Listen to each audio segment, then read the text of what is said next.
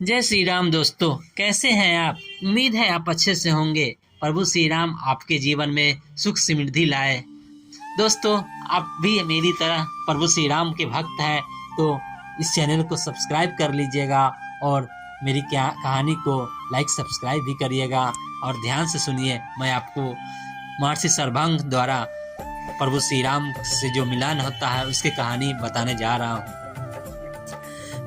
भयंकर बलशाली विराट राक्षस का वध करने के पश्चात राम, सीता और लक्ष्मण महर्षि सरभंग के आश्रम में पहुंचे। महर्षि सरभंग अत्यंत वृद्ध थे। उनका शरीर जर्जर हो चुका था। ऐसा प्रतीत होता था कि उनका अंतकाल निकट है। सीता और लक्ष्मण सहित राम ने महर्षि के चरण स्पर्श किए और उन्होंने अपना परिचय दिया। महर्षि सरभंग ने उनका सत्कार करते हुए कहा, हे राम, इस वन प्रांत में कभी कभी ही तुम जैसे अतिथि आते हैं। अपना शरीर त्याग करने के पहले मैं तुम्हारा दर्शन करना चाहता था, इसलिए तुम्हारी ही प्रतीक्षा में मैंने अब तक अपना शरीर नहीं त्यागा था। अब तुम्हारे दर्शन हो गए, इसलिए मैं इस नश्वर एवं जर्जर शरीर का परित्याग कर ब्रह्मलोक में जाऊंगा।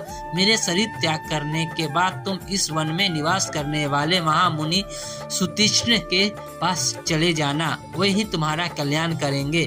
इतना कहकर महर्षि ने विधिवत अग्नि की स्थापना करके उसे प्रज्वलित किया और घी की आहुति देकर मंत्रोच्चारण करते हुए स्वयं अपने शरीर को अग्नि को समर्पित कर ब्रह्मलोक को गमन किया।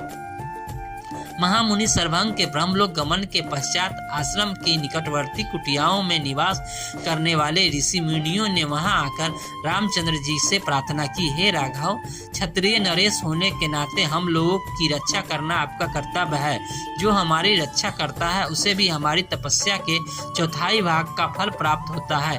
किंतु दुख की बात यह है कि आप जैसे धर्मात्माओं राजाओं के होते हुए भी राक्षस जन हम अनाथों की तरह सताते हैं और हमारी हत्या तक कर देते हैं। इन राक्षसों ने पंपा नदी और मंदाकिनी नदियों के क्षेत्रों तथा चित्रकूट पर्वत में भयानक उपद्रव मचा रखा है।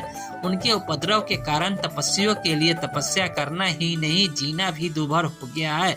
ये समाधि तपस्वियों को मृत्यु के मुख में पहुंचा देते हैं। इसलिए हम आपकी शरण में आए हैं। आप इस असहाय कष्ट और अपमान से हमारी रक्षा करें और हमें निर्भय होकर तप करने का अवसर दे। राम बोले, हे ऋषि मुनियों, आपके कष्टों के विषय में सुनकर मैं अत्यंत व्यथित हुआ हूँ। पिता की आज्ञा से मुझे अभी 14 वर्ष पर्यंत इन वनों में निवास करना है। आप लोगों के रक्षार्थ मैं इस अवधि में राक्षसों को चुन चुन कर नाश करना चाहता हूँ।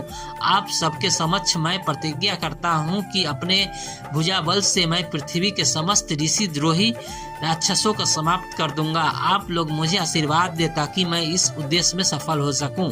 इस प्रकार से उन्हें धैर्य बंधाकर और राक्षसों के विनाश की प्रतिज्ञा कर रामचंद्र, सीता और लक्ष्मण के साथ मुनि सुतीक्ष्ण के आश्रम में आए। उन्होंने अत्यंत वृद्ध महात्मा सुतीक्ष्ण के चरण स्पर्श किए और उन्हें अपना परिचय दिया। राम का परिचय पाकर महर्षि अत्यंत प्रसन्न हुए। उन्होंने तीनों को समुचित आसन दिया, उनका कुशल मंगल पूछा तथा फल आदि से उनका सत्कार किया। वार्तालाप करते करते सूर्यास्त की बेला आ पहुंची। तब उन सब ने एक साथ बैठकर संध्या उपासना की और रात्रि में विश्राम भी किया। उनके विश्राम प्रातःकाल राम बोले, हे मुनिवर, हमारे हृदय में दंडक वन में निवास करने वाले ऋषि मुनियों के दर्शन करने की उत्कृष्ट अभिलाषा है। हमने सुना है कि यहाँ ऐसे अनेक ऋषि मुनि हैं जो सहस्त्रों वर्षों से केवल फल आहार करके तपस्या करते हुए सिद्धि को प्राप्त कर चुके हैं। ऐसे महात्माओं के दर्शन से जन्म जन्मांतर के पाप नष्ट हो जाते हैं। इसलिए आप हमें जाने का आज्ञा दीजिए। महर्षि सुतीक्ष्ण ने आशीर्वाद देकर प्रेम पूर्वक उन्हें विदा करते हुए कहा, हे राम, तुम्हारा मार्ग मंगलमय हो। वास्तव में यहाँ के तपस्वी असीम ज्ञान और भक्ति के भंडार हैं। तुम अवश्य उनके दर्शन करो। इस वन का वातावरण भी सर्वथा अनुकूल है। इसमें तुम लोग भ्रमण करके अपने वनवास काल को सार्थक करो। ये थी आज की कहानी। आपको कैसी लगी कृपया जरूर बताइएगा। जय श्री राम। धन्यवाद।